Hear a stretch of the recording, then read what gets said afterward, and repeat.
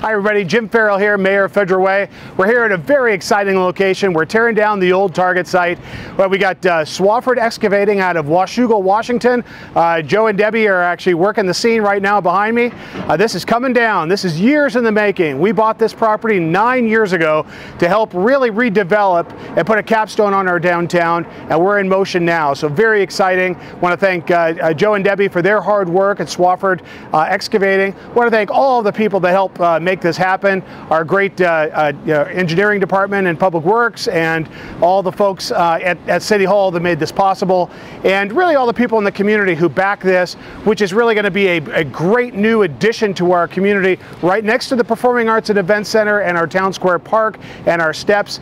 This is going to be a mixed-use development that's really going to be a finishing point for the first stage of our downtown redevelopment. So thank you very much, appreciate it. Have a great day, and thanks again.